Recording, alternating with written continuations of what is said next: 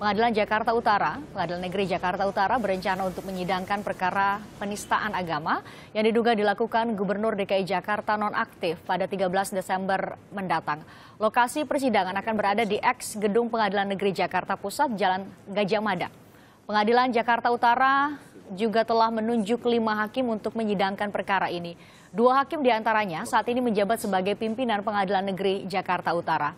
Pengadilan Negeri Jakarta Utara juga akan menyiapkan pengeras suara supaya pengunjung sidang yang tidak tertampung di ruang sidang bisa mengikuti jalannya persidangan di luar ruangan. Pukul 9 ya, H. Dwiarso Budi Santiarto SHMHum, hakim sebagai hakim ketua. Beliau adalah ketua pengadilan juga. Hakim anggotanya Jupriyadi SHMHum, beliau juga adalah wakil ketua pengadilan. Anggotanya juga Abdul Rosyad SH, Joseph P. Rahan Toknam SH, dan Iwayan Urjana SH. Jadi majelis perkara ini ada 5 orang. Siapa nih ya persiapan apa yang kita punya? Dan persidangan ini tentu terbuka untuk umum. Paling nanti kita harus sediakan pengeras suara yang diperlukan untuk itu. Dan saudara, berikut ini 5 hakim yang akan menyidangkan perkara dugaan penistaan agama dengan tersangka Gubernur DKI Jakarta nonaktif Basuki Cahayapurnama.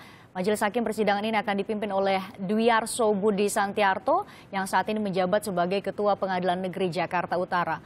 Dalam karirnya, ia juga pernah menjabat sebagai Hakim Pengadilan Negeri Semarang dan kasus yang pernah ditangani antara lain kasus korupsi dan tindak pidana pencucian uang yang ditangani dengan tersangka Bupati Karanganyar, Rina Iriani. Sementara anggota Majelis Hakim terdiri dari Jupriyadi yang saat ini menjabat Wakil Pengadilan Negeri Jakarta Utara yang pernah menangani kasus dugaan korupsi dana percepatan pembangunan infrastruktur daerah Kabupaten Anambas.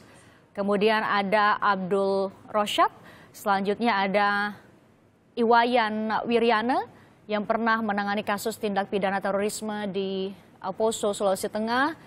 Dan terakhir saudara ada Hakim Yosef Rahantoknam yang juga pernah menangani kasus bentrokan anggota FBR di Mall of Indonesia, Kelapa Gading, Jakarta Utara.